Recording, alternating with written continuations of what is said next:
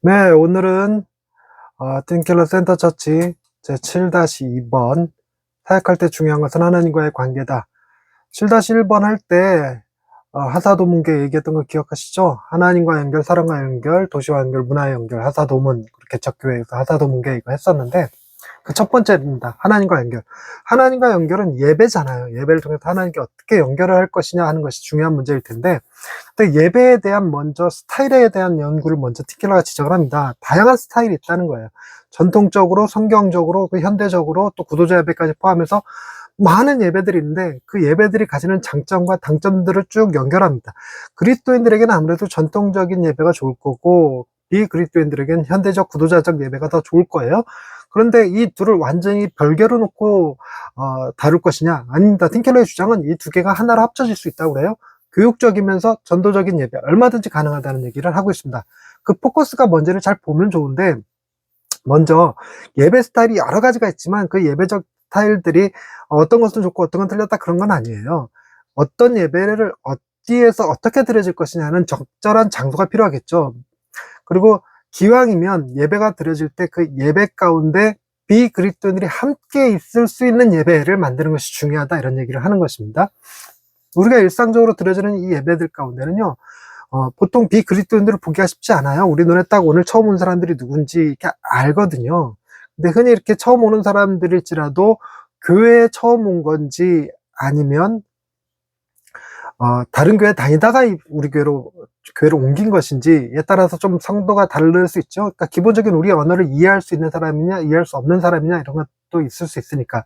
그러다 보니까 우리는 무슨 실수를 하게 되냐면, 우리 가운데 비그리스도인들이 없다라는 생각을 하면서 우리의 언어가 우리들만의 언어, 우리들은 너무나 쉽게 잘 알아들을 수 있고 편한 언어들을 씀으로써 만약에 비그리스도인들이 참여하게 된다면 소외감을 느낄 수밖에 없는 예배를 드린다는 것입니다.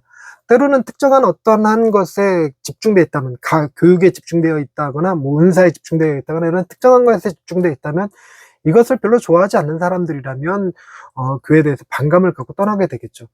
근데 이번 과에서 음악의 문제도 중요하게 다루는데, 음악 역시 수준이 좀 높아야 사람들이 와서 듣는다는 거죠. 근데 우리 보통 교회들은 그렇게 수준 높은 음악을 하기가 쉽지 않아요. 그런 문화를 제공하기 쉽지 않은데, 그러면서도 우리는 이걸 감내하는 이유가 뭐냐면, 음악을 하는 사람들을 개인적으로 친부적으로 다 알고 있고 그 수준들을 알고 있으니까 충분히 아이들 공연하는 거 보아주는 부모님의 심정으로다가 같이 이렇게 즐겁게 봐줄 수 있고 따라 불러줄 수 있는 거지만, 만약에 처음 나온 성도가 있다, 처음 나온 비그리스도인이 있다 그러면 그런 것들이 마음이 불편한 거예요. 음적인 삑사리가 나거나 음악적 수준이 너무 떨어지거나 이러고 있으면 아무래도 싫어지게 되겠죠. 그러니까 그런 것들을 모두 다 고려를 하는 겁니다. 예배 스타일도 그렇고. 그러니까 예배 진행되는 과정에서도 마찬가지죠. 예배 진행되는 과정이 너무 우리들 언어만 되어 있고 우리만 알아들을 수 있도록 되어 있다면 어차피 예배 순서 자체가 다 전문 용어들이니까, 그런데 그런 데 대한 약간씩 설명을 곁들여서 계속 해줄 수 있으면 좋다라는 겁니다. 우리의 그 주된 관심사는 비그리스도인이 아무도 없는데 꼭 그렇게 해야 되느냐는 거죠.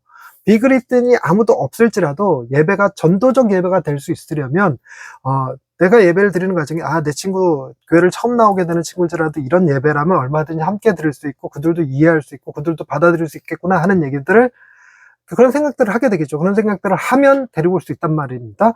그러니까 오늘날에 역동적으로 교회가 전도가 일어나지 않는 이유는, 친구 데리고 와봐야 뭐 못 알아듣는 예배야, 이게 굉장히 낯선 거야, 이렇게 되면 데려올 생각을 안 한다는 거예요. 그들의 부정적인 반응들이 이렇게 상상이 되니까 데리고 오기 싫은 거죠.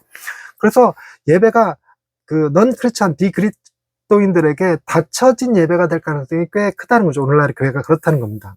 그러면 비그리스도인들에게도 열려있는 교회이면서 동시에 그리스도인들을 양육하고 교육하고 훈련하는 데도 포커스가 딱 맞춰지는 그런 예배는 불가능한 것일까? 아니라는 거예요. 복음에 포커스가 딱 맞춰진 예배라면 그 복음이 바로 교육도 하고 전도도 할 수 있는 중요한 요소가 된다는 겁니다.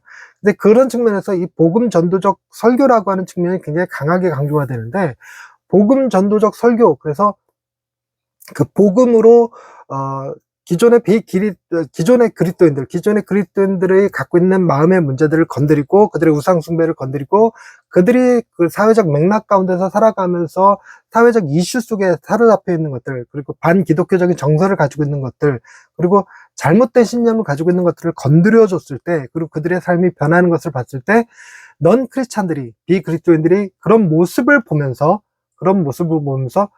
자신들의 삶의 방향들이 바뀌어 나가고 하나님께 나오게 되고 하나님을 신뢰하게 되고 이렇게 된다는 거예요. 그러니까 오늘 우리가 읽은 책에는 안 나오지만 다른 데서 이런 얘기도 있었어요. 아시아의 어느 나라가 신선한 우유하고 신선한 계란을 집으로 직배송하는 사업을 했는데 굉장히 성공을 했다고 그래요.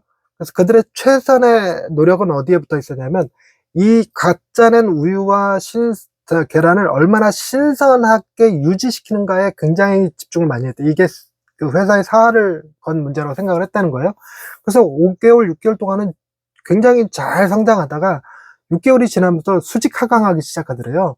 그래서 그 이유가 무엇인지를 찾아봤더니 우유하고 계란이 신선한 건 맞는데 우유와 계란을 배달하는 배달 트럭이 들어왔던 거예요.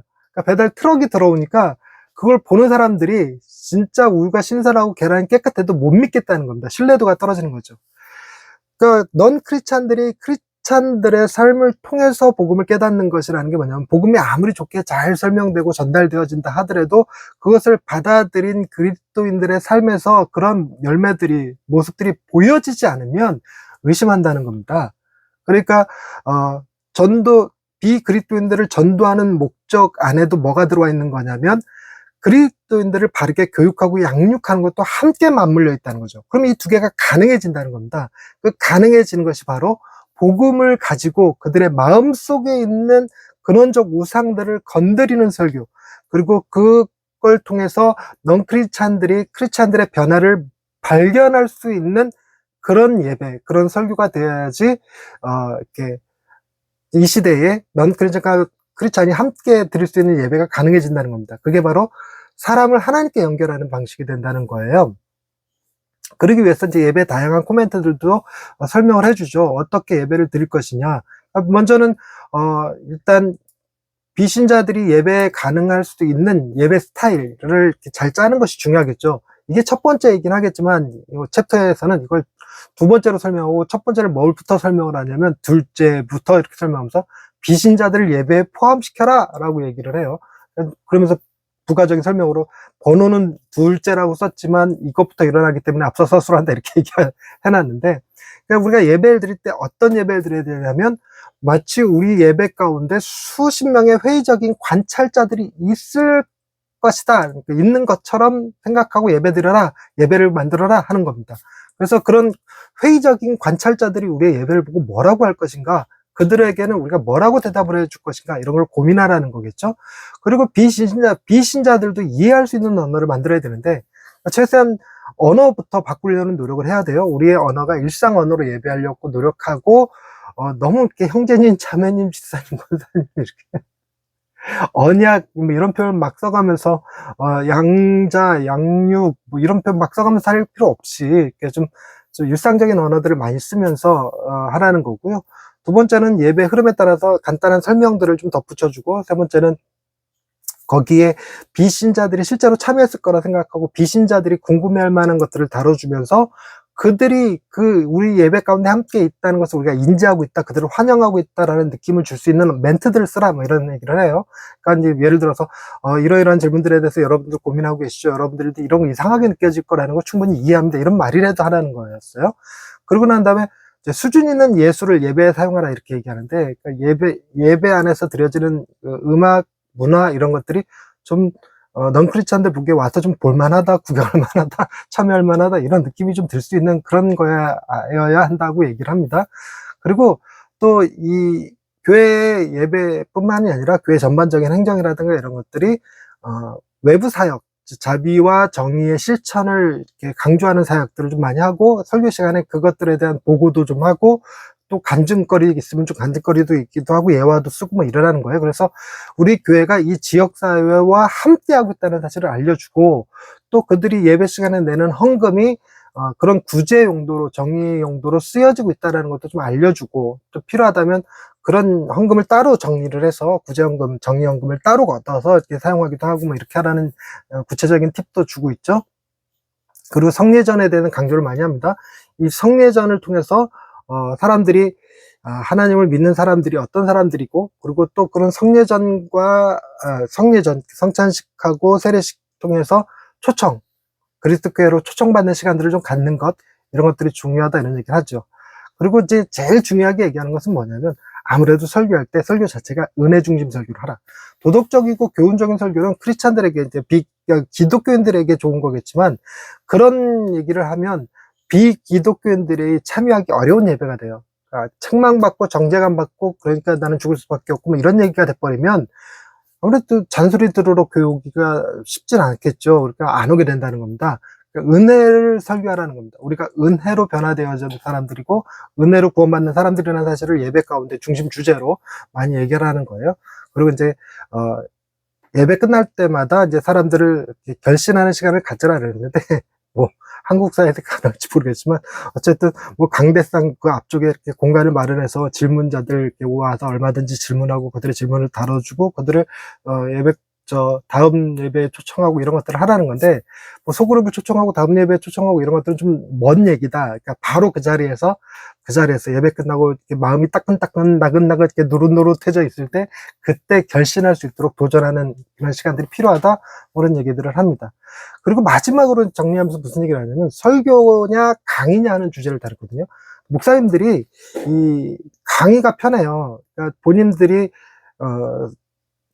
어떤 교리나 은혜, 진리들을 이렇게 살아있는 생동감 있는 언어로 전달한다는 게 쉽지 않으니까, 늘 언제나 학교에서 공부했고 레포트 쓰고 하는 방식으로 어떤 논증하는 방식을 좋아하니까 그런 방식으로 강의하듯이 해요. 첫째는 뭐고 둘째는 뭐고 셋째는 뭐고 이러면서 시리즈 설교하고 뭐 이렇게 하는데, 그런 것들은 설교가 아니라 강의에 더 가까운 거고, 그러다 보면 사람들은 지루할 수밖에 없다는 겁니다. 그래서 이번 챕터에 나온 것 중에 그런 얘기죠. 박스글에 나온 얘기지만, 이런 것들이 분명 내가 공부해야 될 거고 내가 필요한 거라는 건 인정하지만, 나한테 지금 필요한 거는 내 영혼에 음식이 필요하다.